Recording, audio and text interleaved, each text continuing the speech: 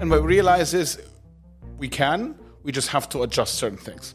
But it wasn't enough, the adjustments wasn't enough to take away such a big chunk of the experience where I'm like, this does not look like the Lighthouse. This looks like Kentucky Fried Chicken. I mean, if it did, no offense to Kentucky Fried Chicken, but then I would just say, you know what, it's just not our brand. Yeah, it's not worth it.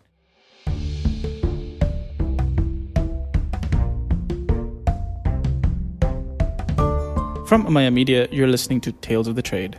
I'm Chirag Desai. And on today's episode, I'm joined by the founder of one of our partner companies, the Lighthouse, a restaurant and concept store based in the Dubai Design District, or D3. Our branded podcast team produces a show with them called the Lighthouse Conversations, which launched in November last year.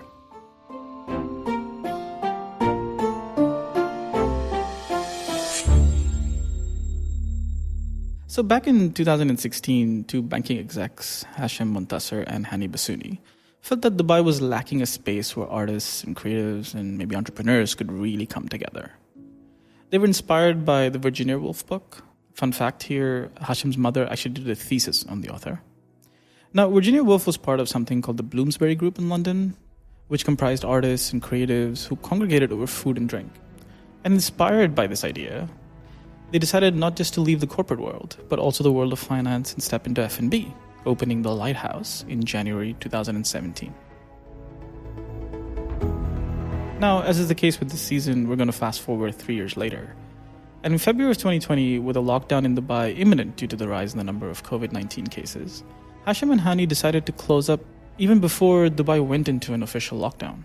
Now, they say they did this because they wanted to have more control over the closure and a chance to talk to their staff in person, which is where we're beginning today's conversation with Hashem. Because how do you talk to your staff amidst all this uncertainty? And what do you tell them? So we rounded up the entire staff and basically told them that we're going to close as of tomorrow. This was, I think, 3 days before the official closure. And that the one promise we'll make to them is that we will reopen. And our main priority just going forward would be their health, well-being, and safety. And for those that can go home before the airports shut, they should go home. And I think that was good. So we really had a very orderly wind down, so to speak. I mean, an operation like a restaurant and a store, there's a lot of pieces that go into it that have to be documented, inventoried properly, etc. So we did all of that. So by the time the official shutdown happened, we were ready. You mentioned that you told them that we're reassuring you that we will reopen. I mean, I'm curious how confident you were. 100%. Or was it... That's a very good question. Look, I felt very strongly that we had to reassure them that we have their backs, which was essentially the idea. So that, we are not going to abandon them in the middle of this. Of course, no one knew. There are things outside of our control. But we would not ourselves come up, unless we're forced to, with the idea that, this is not working. A, because it was working. Two, we knew our position. I mean, we knew our position financially, commercially. We knew the brand was working. So I had a high degree of confidence, and I felt that they needed reassurance from us directly. And this was a conversation you had with Hani that yes, we are going to reassure them in this manner. Yes, 100%. And you could see people were trying to make eye contact and connect and see, to your point, exactly, did you mean it? Is it just something you were saying? And we really meant it. Now, I think we understood that there were things that could be completely outside of our control. But by and large, if the world at some point will go back to some normalcy, we will be part of that. We may have to adapt, but we'll reopen. And I think that was a very important reassurance. And the other thing that we did is, once we sent everybody home, some actually left the country before they closed the airports. Some stayed in Dubai.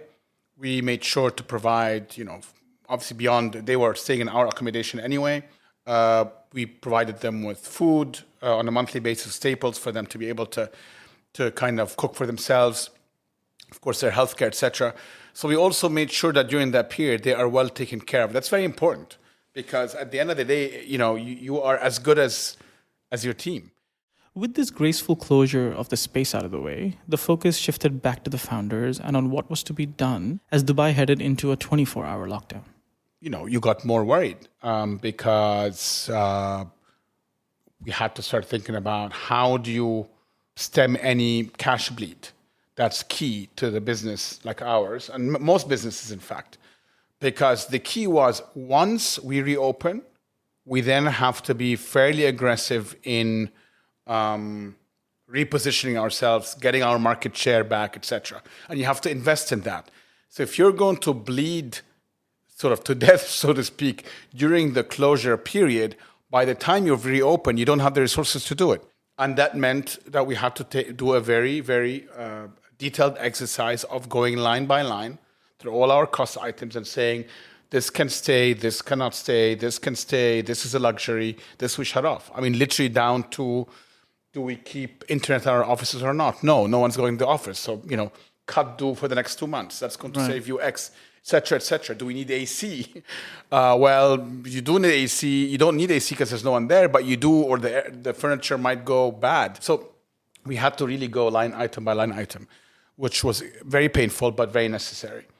And again, that was sort of step 2. But then step 3, which is what we get to, is, okay, all of this is done. You've done all the right steps now. And now you might be sitting at home for a week or 2 or 3 or 4. And how do you even put a positive spin on this? We don't even spin, positive face to staff members and members of the community that are looking to you for some kind of guidance and no one you knew. One of the things I found personally was kind of just keeping myself motivated. We were entering Ramadan in the summer, which is already a slow phase in this part of the world anyway, in terms of business. And now that's coupled by the fact that already we would be grasping at straws and suddenly now those straws aren't there, right? What was that like for you? Because, you're an active person, you like to be involved, you like to have conversations, and now suddenly we're sitting in a space where you're just home. It required a complete reorientation. So I started putting together a routine at home to keep my mind active, and to the extent that I could stay physically active as well, although that was more of a challenge. But I managed to do a little bit of both. But certainly, and that routine included time with my family, time with the children who were doing e-learning. So we had a whole different challenge at home of taking turns with the children. So 2 times a week, I was looking after the 2 children in terms of their e-learning, which essentially took all day. And then the 3 other days during the week, I would have time to myself, or my wife takes over. And I started structuring it as if I am going to work and creating kind of at least pockets where I feel I've accomplished something. Because to me, that feeling of helplessness comes from the fact that I'm not getting anything done. Yeah. But also after a while, I realized that there is that process is also a little forced. So you kind of just let go. And it was very difficult and painful, but also allowed me to reflect. A few things came out of that, which I'm trying to keep doing now that we're back into a situation where a little bit closer to normal. I realize that, for example, I operate a lot better if I create pockets of tranquility, so to speak, in my week. In other words, I don't need to be physically present, let's say here, every day. I could be here, I need to be here and want to be here a couple of times a week, but it's not bad to give myself a day or 2 where I do other things. And those other things are work-related, but they don't necessarily mean writing an email or working on something that's directly related to the Lighthouse. It could be just reading. It could be listening to a podcast. And that free association brings up ideas that actually help my business potentially even more longer term than that particular task. So that is something that I kind of started adopting during the lockdown, and I'm trying to keep for now. I think the second thing is to, for someone who, like myself, who's a bit of a perfectionist and can be a little bit of a kind of wanting to control the outcomes, you just have to let go and trust people around you as well. And I have a very high level of trust in the small team that I work with because they're highly effective. But it gave me an added impetus and encouragement to say, you know what? I do not need to micromanage this process. They've done it very well. I'll give some guiding points and then leave the rest to them. And in fact, even if what comes out is not exactly what I want, that's okay because that's the way they're going to learn. If I try to footnote it and micromanage it, it might come out as I think it should. And this, by the way, may not be the best outcome. But the next time they're going to repeat the same mistake again. So, what you're saying is that your entrepreneurial style kind of shifted as well in this process? A little bit, right? Because there are things you can't control. So you have to rely on others to help you. And, when you're obviously physically present, it's easier to sit down and explain and write down and mark. If you can't do that, you sort of have to be like, well, I need to trust that person. And I realized that in 9 out of 10 times, that actually is the right thing. And in fact, I realized even more that in some cases, their version is probably more effective than mine. It's in my kind of worldview, so to speak, do I think that's the best version? And that's a process. I mean, that's an evolution, especially when you are running a relatively young business. I think 10, 15 years into a business is a different story. When you as an entrepreneur are already dealing, or you're mentally low, let's call it that, did you do something in particular to look at, can I keep my team motivated? Especially when they're also not working, but I can't tell them much more about anything because I don't have those it was answers difficult. yet. I mean, look, we stayed in touch with them throughout. We had a number of Zoom calls. Obviously, as I said earlier, we sponsor them for accommodation. So on a monthly basis, there would be kind of a short meeting because we would organize all the food for everybody. So everybody would kind of meet and kind of get a chance to chat. So we were checking in, but it was difficult. And we had to, in many cases, tell them for a period of time, trust me. Which, is difficult, right? I mean, but, and you could say, well, didn't have a choice. Maybe true. But, they all came back. Everyone's here. Everyone is in good spirits. So part of the humbling experience, especially when you're an F&B type business, is you have to remember, I mean, if you're going through something, they are going through probably even more. In that sense, many of them, their salaries are used to provide for their families, and their families are not even here. They may be at home. Again, I go back to this point that we were reassuring them that we will reopen, but I didn't try to hide vulnerability. So when we had our call, we were sober about the situation we're in, that it's difficult, that we are doing our best to try to get everybody back to work. We don't know when. And one of the things we've done, and I think that turned out to be a good thing, is pre-summer, we told everyone we don't expect to be back before September. Yeah. So we set up the expectation from the beginning, because I said if places are reopening elsewhere in the world, and some of those guys that worked with us who we love but find another opportunity, they should feel free to go grab it. And I think that helped because at least it set the mental the state of mind, as opposed to kind of, when are we opening? When are we opening? Oh, maybe next week, maybe next month. We didn't want to do that. I think when we do speak to a larger team, try to really not BS them. We try to give them comfort, but to a large extent bring them into the picture, as opposed to kind of trying to create this larger than life figure of everything will be okay. And no, that's just not, that's misleading them. No, and to your point about trust, I mean, when you say that, there were times when you just had to say, trust me, something like that would work if you've built trust with them. Correct. 3 years before that. Correct. Or when since you've opened, as opposed to, an environment where, and you do have a lot of these environments, and a lot of them exist in F&B where it is very cutthroat. 100%. And rumor fueled. You had that period where everybody's sort of trying to speculate who's opening, who's not opening. And, we didn't open with everyone else, and there was immediately rumors, or so you have to deal with a lot of that. Yeah, 100%. Yeah. Having a co-founder is an important aspect of being an entrepreneur, especially when you have a co-founder and the relationship between the two of you. Has your relationship changed in the last 6 months under COVID? Have you noticed a change in the way you and Hani kind of work through some of the stuff? Look, I think the point you made earlier, we made it at the beginning in passing, but I think it's a very important one, is that the reality of it is we knew each other for over 10 years and worked with each other for over 10 years before we started the Lighthouse.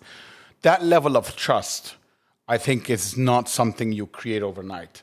And therefore, when we were kind of distant in the sense of a physical distance, at least, it really didn't feel like one. I mean, I think we have enough understanding of each other's needs and personalities to be able to work as effectively without the daily communication, physical communication. I was very lucky in that sense. There were days where I was feeling down and he was feeling down. We probably expressed it very differently. But how do you try to kind of support each other without being dishonest? Because I could call him up and be like, hey, everything's going to be great. Don't worry about it. He knows that's not the case. So how do we have a dialogue that's also not in person, where we are clearly identifying some of the vulnerabilities that we have as a business, but also as people, but give ourselves enough support and confidence to keep going. And I think that's, again, the reason I mentioned the difference pre-COVID versus after is typically in a situation where you have a co-founder pre-COVID is one of you can help bounce the other off to be like, hey, don't worry about this or that, or why don't I take it over if you're feeling stressed about it, etc. Yeah. Whereas we're living in a world where both people could be down at the exact same time for an extended period There of was time. a couple of weeks, as I mentioned, at the depth of the summer that I think both of us were not in great shape and probably unable to lift each other up, and probably the communication dipped a bit. Not because of anything, but I think because neither of us wants to offload that kind of negative energy on the other. But I think it was understood. Again, it's one of these things in relationships where, because we know each other well, I didn't wake up and think, oh, I haven't heard from Hani in 3 days. Where is he? I understood that he's probably trying to find his own coping mechanisms. So was I. And therefore, he didn't want to just call me and sort of, offload that. And I think we were both lucky that we have kind of personality that is resilient enough to then being able to say, okay, well, now we're out of this. Let's really pick it up and muster the energy to do it right. Knowing you as someone that likes to think through things, right? I mean, was that thought just this kind of feeling in the background to be like, today I'm only 90% sure, not 100% sure? Or was it something you actually thought through to say, okay, what if? The same way we did the closure, I really wanted to make sure that a decision to reopen or not would not in any way be impulsive. For myself, for my employees, for my shareholders. So we really thought it through. I kind of started looking at the pros and cons and walked a number of people that I trust, including obviously my partners in the business and my shareholders on my board and a few trusted friends through the pros and cons. But the question did come to my mind at that point, sort of being like, one, can we reopen? And then secondly, even if we can, are we just going against the grain and just to do it while really every other indication is telling you this is not a good idea because it's going to be too difficult, because no one will come, because of social distancing, because, there are so many limitations to reopening restaurants that we were well aware of. So that period was very, very difficult. And it was a couple of weeks where I would sometimes in the morning kind of wake up and thinking, I don't really have anything to look forward to, and I don't want to live with this thought again. And I've thought it through enough, but I'm not able to make a decision, and I want it to go away. So that was not fun. Okay, so spoiler alert.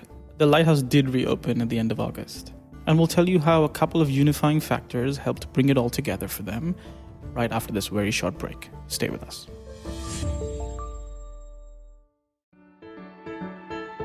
Hi, I'm Courtney Brandt, and I'm happy to share that a new season of CSR of One, a podcast and social initiative, is live in your favorite podcast player.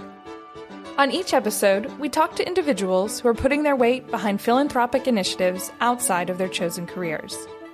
From responding to the demands of the community during COVID-19 to realizing a sustainable dream, our guests are truly inspiring.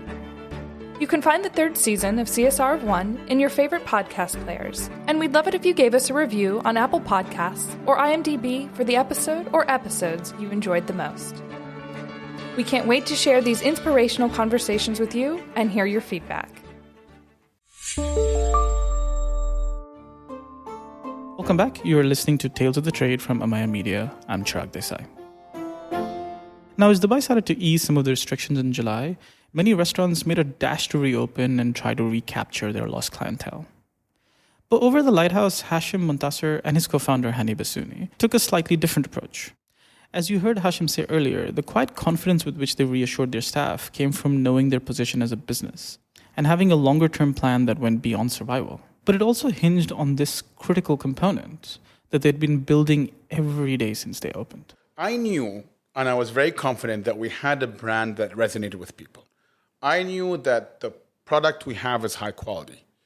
But I also knew that F&B, which is at the core of our business and our brand, was going to be very challenging over the next couple of months, potentially years. Well, F&B and physical spacing, Correct. events, or retail. That's exactly right. Yeah. So all three of them will have a lot of challenges going forward.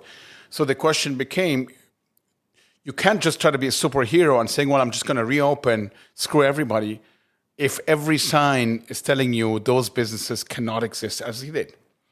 So we did a couple of things. One was, very luckily, we had started the process of streamlining the business, bringing technology in, to our business in terms of everything from ordering to inventory management to all of it, way before this happened. It started a year ago. So we accelerated during COVID, during the lockdown. But that digitization that you're talking about that started a year ago, what was the motivation behind that? Was it just to modernize your operation, or was it was an understanding that we did not come from the F&B business, and the way we found that the way people run it is very old-fashioned and they're prone to human error and prone to waste and therefore prone to higher costs. So the way I looked at it was essentially all of the above. If you have someone doing physical inventory management, if your HR systems are not tied, if your order management system is not tied to your kitchen, not tied to inventory, all of those things, you have more errors, slower process, more costs. And more leakages in the chain, and way more right? leakages, and a lot more human input that's unnecessary. So also mind share for Hani and I and everybody working there. So we said, surely there's better ways to do this. Why is everybody still sort of running around doing it in this archaic way? And when we explored it, we found options. So that was, I think, very important, because when COVID happened, those conversations were not new. It was a matter of really accelerating them. But you had to look at the rest of the business. I mean, in the business that's traditionally, anyway, a very competitive business, do you have enough, frankly, margin here for error to restart the business, even at a lower cost, and make it successful in the long term? And that was really, at the end of the day, people, as I said earlier, give you different views, and I think it's very important to get different views. But I had to sit with myself and with Hani at the end and say, do we believe that we can or cannot? And if the answer was not, that was a different story. But the answer was yes, we can. We have enough here. We can control the environment, external environment, 100%. But there were signals that coming from the government and so on that they want to reopen and help us as much as they can. So yes, there are challenges. There's social distancing. There are obviously events, as you said, are still today not back on. You have to be a lot more careful in terms of hygiene, all of those elements. But there is a path. And if your brand is strong, if anything, more people might gravitate towards you because they trust you. They trust that you have a protocol in terms of hygiene. They trust the quality of what you are offering them. They trust the steps you've taken. They trust your team. So you can turn that big negative into a positive. And that was number 2. Number 3, because our brand is so experiential, we felt, had to ask the question, can we create that experience again? And what we realized is we just have to adjust certain things. But it wasn't enough, the adjustments wasn't enough to take away such a big chunk of the experience where I'm like, this does not look like the Lighthouse. This looks like Kentucky Fried Chicken. I mean, if it did, no offense to Kentucky Fried Chicken, but then I would just say, it's just not our brand. Yeah, it's not worth it.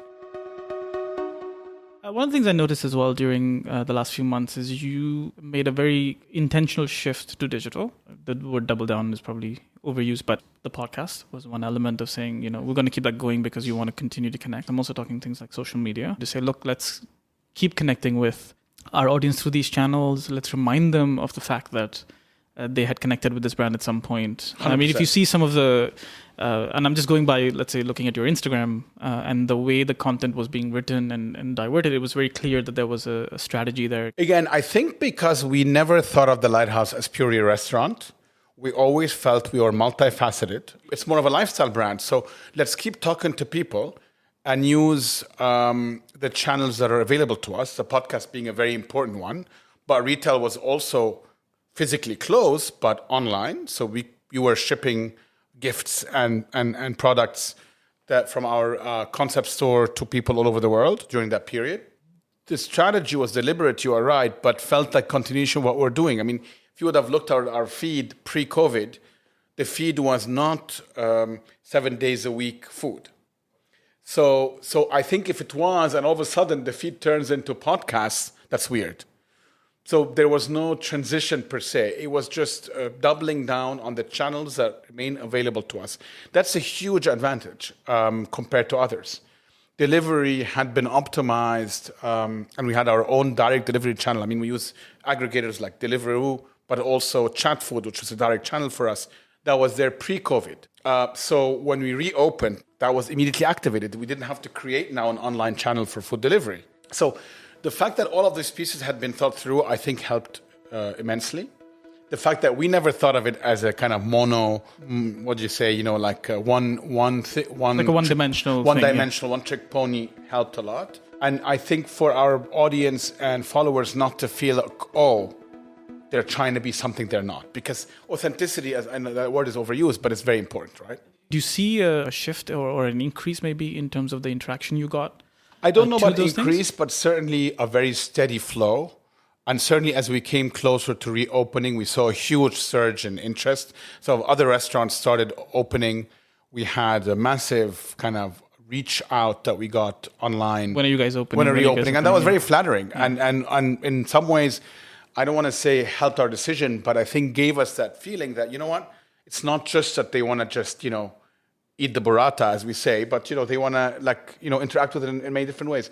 So yes, that was very helpful and very encouraging. So it's interesting that you say that when you got those responses, your reaction was, okay, that's a good sign. You didn't feel under pressure that, man, I don't know if... Look, during the kind of the depth of the closure, you do think sometimes, how much of this is in your head versus what is reality, right? Whenever you start a business, I think that's always the case. And hence, you always need to get a lot of customer feedback. So, that was very encouraging. I didn't feel the pressure, funnily enough. We really felt very gratified and very blessed that this brand, despite the closure of almost 6 months, remains relevant to people. So as you said earlier, yes, having an ongoing dialogue via podcast and other means was helpful, but does not assure you that when you reopen, you remain relevant. Especially when you reopen in the office district, which is our first location here, where many people did not come back to work. And at the end of the day, it's a bit of a toss-up, and you either say it's a go. We think we have enough that gives us confidence that we reopen and come what may, not just put all our resources into a successful reopening, but in fact double down, to use one of your favorite expressions, and make really sure it thrives from here. Because again, people are going to gravitate towards quality. And if we have the means, both digital and physical, for those channels to be really active and support each other, so that's something that, as I said, we had worked on pre-COVID, this is the time to do it. When you reopen, because we talked about how you felt personally through this journey and getting to the point of reopening, was that reopening the exhilarated excitement that it was, or were you still nervous at that stage to be like, look, we've reopened, we've made all the decisions, we've gotten here, but now what is the reaction going to really look like? I think my personality is one that probably, unfortunately, so I'm the kind of person, if you write me a note with 5 points and 4 are glowingly positive and 1 is negative, I will dwell on the negative. In fact, I will very quickly read the 4 positive ones, probably ignore them, at least at the beginning, and then call you up and say, what did you, not upset in any way, upset in a kind of constructive way, why did you think so? And I will, so it's that kind of personality where, unfortunately, there's a little bit of catastrophic thinking, which, I probably need therapy for that, but that's a different story. So my first sense, because of that, was a sense of relief. It was not necessarily kind of a hoopla of cathartic jubilation and partying.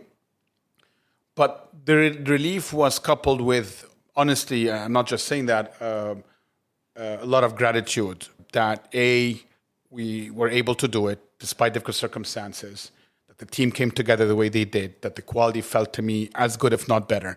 But that sort of way of thinking has a positive and negatives. The positive is you're constantly working on your kind of shortcomings and weaknesses as a person and as a business, because it's a reflection of you in some ways. The negatives is it's not very often that you pat yourself on the back.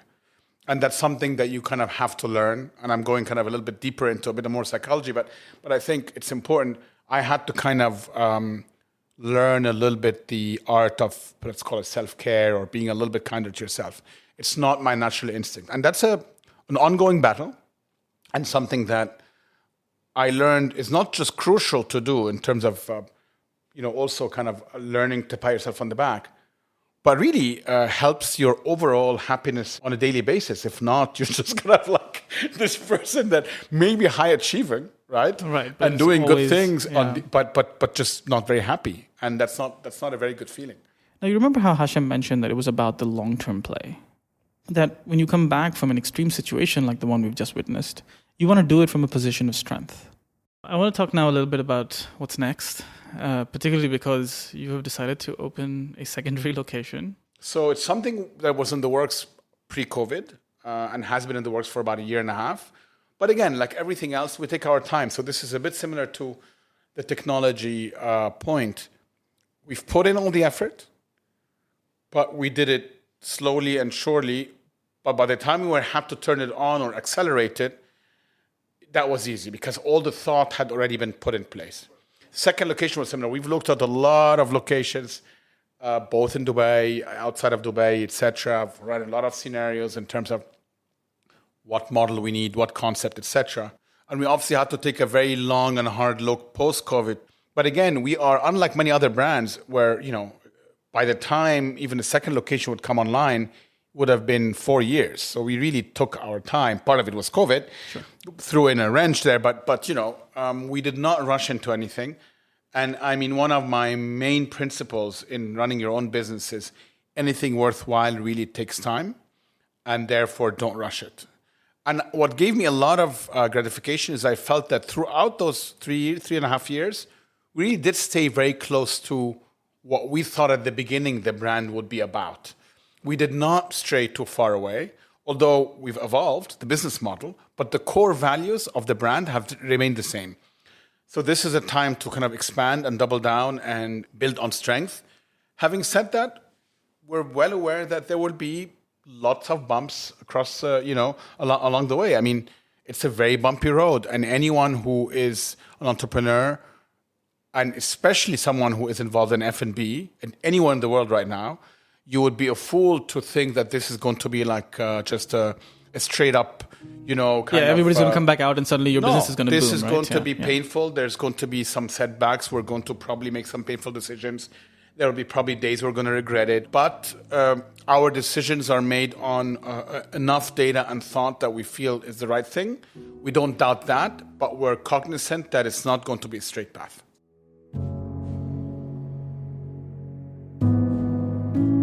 What would be your advice to an entrepreneur who might not still feel confident enough as to what's happening? Look, I think my advice would be you need to examine your business in a non-emotional way. In other words, really look at the guts of your business or the business that you have in mind and say, will it stand up in a post-COVID world or not?